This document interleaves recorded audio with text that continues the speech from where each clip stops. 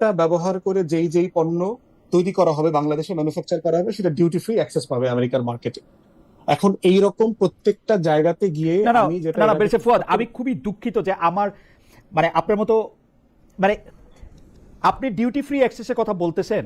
আপনি কি ওই তুলাটার জন্য, প্রথম কথা বাংলাদেশ তুলার জন্য ইন্ডিয়া থেকে তুলা কিন্তু বাংলাদেশের তুলার বেশিরভাগ বাজার ছিল হচ্ছে পাকিস্তান, আজারবাইজান, মধ্য এশিয়ার দেশগুলি এবং তুরস্ক থেকে শুরু করে তুর্কমেনিস্তান পর্যন্ত অনেক জায়গা থেকে বাংলাদেশ তুলা এটা করতো। এটার চীন থেকে তুলা যেত।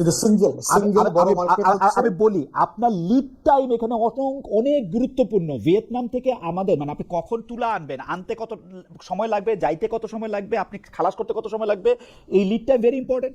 এবং সেইটার আসা যাওয়ার খরচ এবং সেইটার টেরিফ প্লিজ একটু গুণ করে দেখবেন।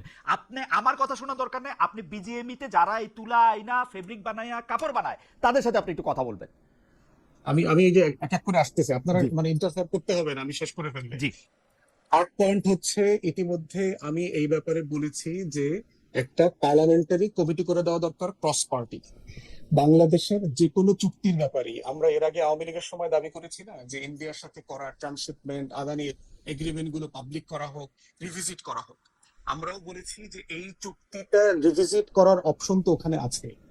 তো সেইখানে যেখানে যেখানে আমার সেই অপশনটা রিভিজিট করবার স্পেস আছে, আমি কেন একটা ক্রস পার্টি কনসেনসাসে আসতেছি না এখানে? মানে চুক্তিটার সাবস্টেন্সে আপনি তো নেগোশিয়েট করার সুযোগ আছে। আপনি এখনই পক্ষে বিপক্ষে মানে ইন্টারিম অ্যাডমিনিস্ট্রেশন একে জানাইছি কিনা ওকে জানাইছি কিনা, এটা একটা চলমান প্রসেস। 1 বছরের উপর ধরে এটা নেগোশিয়েটেড হয়েছে। ফ্রি ট্রেড এগ্রিমেন্ট আমেরিকার সাথে বহু দেশ নেগোশিয়েট করতেছে। এখন আপনি এটা বলতেই পারবেন আমেরিকার মতো একটা দেশের সাথে আমাদের নেগোশিয়েট করার ক্যাপাসিটির জায়গাতে আমরা কি আসলে খুবই আপার হ্যান্ডে থাকি? এরকম তৃতীয় বিশ্বের দেশগুলো কি সেটা করতে পারে? সেই ক্যাপাসিটি আমরা ডিসপ্লে করতে পারি নাই, হিস্টোরিক্যালি পারি নাই, শুধু এইবার না। তো এই জন্য যেটাগুলো আপনাকে বলেছি যে আমাকে ইন্টারাক্ট করার দরকার নাই, আমার যেটা আমি প্রস্তাব করেছি অলরেডি পাবলিক প্লেসে, একটা ক্রস পার্টি কমিটি করে দেন। এখনো তো স্ট্যান্ডিং কমিটি হয় নাই, যারা এটা পুরোটা রিভিজিট করুক, কোথায় কোথায় আমার দেশের স্বার্থ সংরক্ষিত হচ্ছে না। আপনার মনে থাকার কথা, ভারতের মাধ্যমে প্যারিসের প্রাইম মিনিস্টার আসছে না, শেখ হাসিনার একেবারে শেষের দিকে আমাদের উপরে কতগুলো এয়ারবাস চাপিয়ে দেয় এরকম চুক্তি হওয়ার সম্ভাবনা তৈরি হয়েছিল কিনা? সেখানে দেখেন প্রতিবারই সুপার পাওয়াররা আমাদের মতো তৃতীয় বিশ্বের দেশগুলো কিভাবে ম্যানিপুলেট করে। এই করাটাকে আপনি কিভাবে ডিল করবেন? তারপরে ট্রাম্পের মতো একটা পাগল আছে, আপনার ম্যানিয়া প্রেসিডেন্ট ওখানে আছে। এই জন্য আমরা বলেছি যে নিজেদের ভিতরে সাবস্ট্যান্টিভ কনভারসেশনটাকে গভর্নমেন্ট লেভেলে ডিল করা দরকার। আপনি প্রয়োজনে এটা রিভিজিট করেন, ক্রস সেকশন করে কোথায় কোথায় আমাদের এটা অ্যাড্রেস করতে হবে, কোথায় কোথায় আমরা করতে পারবো। আপনার এই বক্তব্যের সাথে আমি সম্পূর্ণ একমত, কিন্তু যেটা আপনি খেয়াল করেছেন কিনা যে জনাব খলিলুর রহমান যিনি এখন পররাষ্ট্রমন্ত্রী তিনি বলতেছেন যে এটা বিএনপি এবং জামায়াতের সঙ্গে আলোচনা হয়েছে। জামায়াতের নেতা স্পষ্ট বলেছেন জামায়াতের সাথে এইসব বিষয়ে কোনো আলোচনা হয় নাই। বিএনপি নেতা এই ব্যাপারে কোনো রকম কোনো কথা বলে না, কিন্তু বিএনপির পক্ষ থেকে কেন এই চুক্তিটা বাতিল করা হবে না সেটা নিয়ে অলরেডি বলা হয়ে গেছে। তাইলে যেটা parliamentary committee, all party parliamentary committee বা কোনো একটা কমিশন দরকার হলে সেই চুক্তিটা, সেটার সম্ভাবনা কই থাকলো?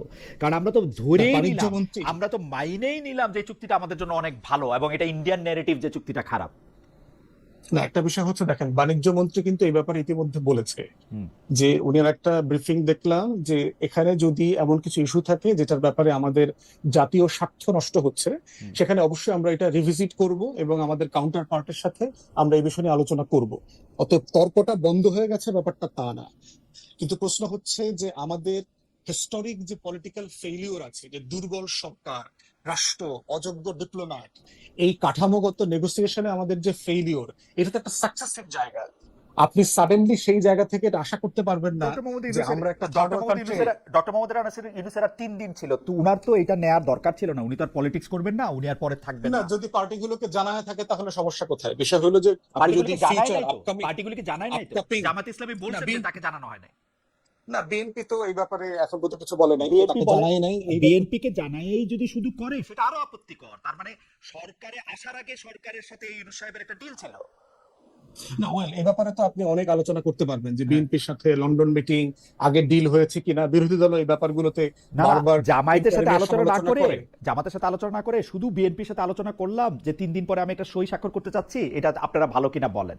তো আপনি মানে এটার জন্য ডক্টর ইউনূস সরকারকে দায় দিবেন না?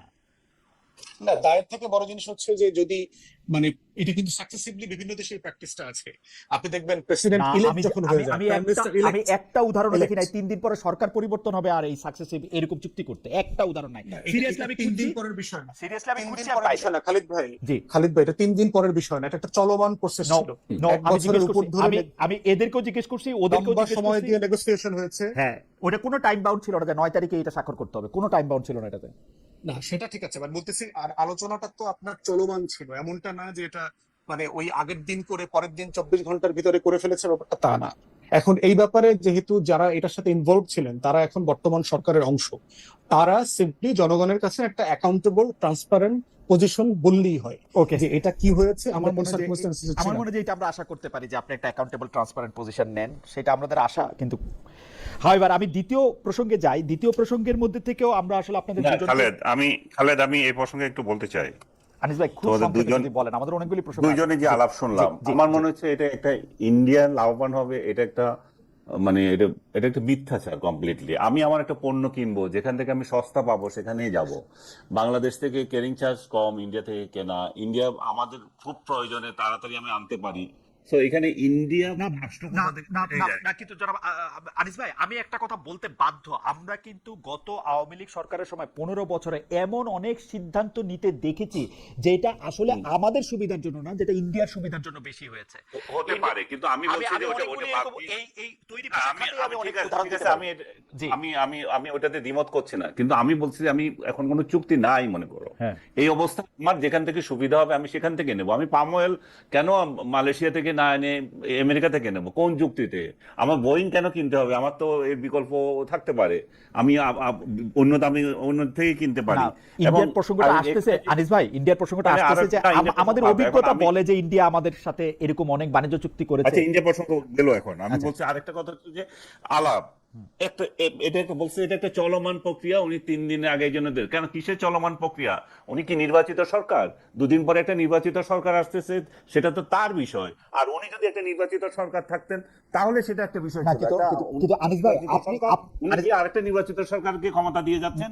তাহলে আর কেন 3 দিন আগে এটা করার গরজ পড়ে আনিস গেল? ভাই, আরেকটা বিষয় আমি এখানে আনিস ভাই, আমি একটা শেষ করে দিচ্ছি। আরো একটা বিষয়, জি, আমি একটা আপনি সিচুয়েশনের বারবার কথা বলি। বলছেন যে 2টা রাজনৈতিক দলের সাথে কথা বলেছে। জি। 2টা রাজনৈতিক দল কি দেশ চালায়? এখানে অন্য কেউ নাই? না না আনিস ভাই, 2টা রাজনৈতিক দলের সাথে কেন কথা বলতে হবে? আরো তো রাজনৈতিক দল আছে তো। আনিস ভাই, উনারা যদি মনে করেন যে বিএনপি বা যত বাস্তবতাতে হোক বিএনপি বা জামায়াত দুজনের একজনই তো সরকার গঠন করার কথা, উনারা যদি একটা চলমান প্রক্রিয়ার মধ্যে দুটি রাজনৈতিক দলের সাথে কথা বলে থাকে, what else they could do?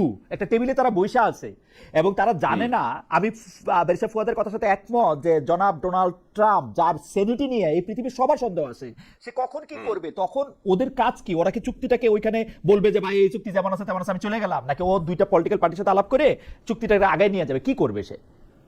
না, ও বলবে আমার নির্বাচিত সরকার আসতে দেবো, সারা ওয়ার্ল্ড আমার নির্বাচিত সরকারের জন্য ওয়েট করছে। আমার কিন্তু 2 দিন ও পরে যদি নির্বাচন। পলিটিক্যাল পার্টির সাথে কথা বলে থাকে আনিস ভাই, তাইলে তো আমি ওর কোনো দোষ দেখি না। ও যদি পলিটিক্যাল পার্টিগুলির সাথে কথা বলে থাকে, এখন প্রশ্ন হচ্ছে না না না, কথাটা বলছে কি? সেটাতে আমি দৌড় দেখছি না, কিন্তু তারপরও জনরায়ের প্রতি শ্রদ্ধা জানিয়ে তার ওয়েট করা উচিত ছিল। এইটা আপনার একটা দৃষ্টিভঙ্গি, আমিও আপনার দৃষ্টিভঙ্গির সাথে একমত, কিন্তু প্রশ্নটা থাকবেই। আমার কাছে মনে হয় barrister Fuad is a valid point যে ও এইটার মধ্যে থেকে এটা বাইর করে এটা যাইতো কিনা। হাওয়েভার আমি কি এখন নেক্সট প্রসঙ্গে যাই আনিস ভাই? আচ্ছা, আমার নেক্সট প্রসঙ্গটার মধ্যে থেকে আপনার অনুমতি নিয়ে আমি এটা ব্যারিস্টার ফুয়াদকে দিয়ে শুরু করি, আপনি এইটার পরে এটা আপনি বলেন। ব্যারিস্টার ফুয়াদ, ঢাকা ইউনিভার্সিটিতে একটা ফটোকার্ডকে কেন্দ্র করে 2 জন ডাকসু সদস্যকে আমরা মানে আমি এই শব্দগুলি বলতে চাই না, কিন্তু আসলে মার খেতেই দেখছি সোজা হিসাব। আমি ভিডিওতে দেখছি যে ওরা এই বিষয়টা আপনি সমর্থন করেন কিনা? এই প্রসঙ্গটা আসতেছে হচ্ছে এরকম যে এর আগে, মানে আমি যখনই এটা নিয়ে কথা বলতে যাই তখনও বলে এর আগে তো হয়েছে, তখন কিছু বলো না কেন? আনিস ভাই এখানে বসে আছে, যিনি একরকম এটার শিকার ডিজিটাল বা অনলাইনে, উনি উনার মতো করে বলবেন। আপনার কাছ থেকে আমি তো জানতে চাই যে এই বিষয়টাকে আপনি কিভাবে দেখেন ব্যারিস্টার ফুয়াদ? আমরা আনিস ভাইকে একবারে শুনবো। একটা বিষয় হলো যে এই ধরনের ঘটনা তো বাংলাদেশে এই প্রথমবার হয় নাই।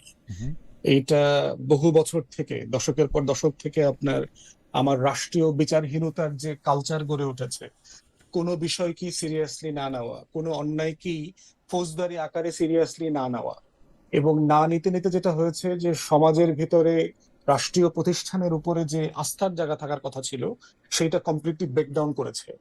এবং এই ব্রেকডাউনের জায়গা থেকেই কিন্তু আপনার মানুষের আইন হাতে তুলে নেওয়া, নগদ বিচার করা, ইমিডিয়েটলি রেজাল্ট ওরিয়েন্টেড জায়গায় চলে যাওয়া, রেভেঞ্জে চলে যাওয়া, প্রতিশোধে চলে যাওয়া, সেই কাজগুলো চলছে। এর সাথে আবার একটা এলিমেন্ট যোগ হয়েছে, সেটা হচ্ছে আমাদের সহিংস ছাত্র রাজনীতি, যে কেউ কাউকে স্পেস না দেওয়া, পলিটিক্যাল স্যানিটি মেনটেন করার যে জায়গাটা আছে।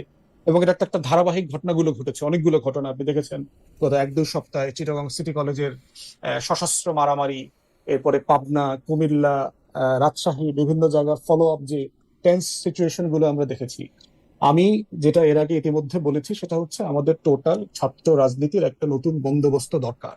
এটা খুব মাইক্রো একটা ইনসিডেন্ট, এটা একটা ম্যাক্রো সলিউশনে যাইতে হবে। আদারওয়াইজ যেটা হবে, এই ধরনের ছাত্র সংঘর্ষ, ছাত্র সংগঠনের বিরুদ্ধে টেনশন, একজন আরেকজনকে মারধর করা সুবিধা মতো, এবং সেই শক্তির মহড়া দিয়ে রাজনীতি করবার যে সংস্কৃতি, সেখান থেকে বের হয়ে আসা দরকার। আমি নীতিগতভাবে মনে করি বাংলাদেশের কোনো ক্যাম্পাসে রাজনৈতিক ছাত্র সংগঠন থাকা উচিত না। শিক্ষক সংগঠন, কর্মকর্তা কর্মচারী সংগঠন, বিশ্ববিদ্যালয় লেখাপড়ার জায়গা, এখানে লেখাপড়া হওয়া উচিত সিরিয়াসলি। তাহলে অল্টারনেটিভ প্রশ্ন যেটা আসে, সেটা হচ্ছে যে আমাদের শিক্ষার্থীদের আপনার পলিটিক্যাল কনসিয়াসনেস ডেভেলপ করবে কিভাবে। সেটা হচ্ছে দুইটা মাধ্যম আছে, যেটা আমরা যারা লম্বা সময় বাইরে থেকেছি আমরা দেখেছি। সেটা হয় হচ্ছে ছাত্র সংসদের মাধ্যমে, নির্বাচিত ছাত্র সংসদ, এবং দ্বিতীয়ত হচ্ছে টিএসসি কেন্দ্রিক এক্সট্রা কারিকুলাম যে অ্যাক্টিভিটিস গুলো থাকে, সেগুলোর মধ্য দিয়ে এই পলিটিক্যাল কনসিয়াসনেস ডেভেলপ করে।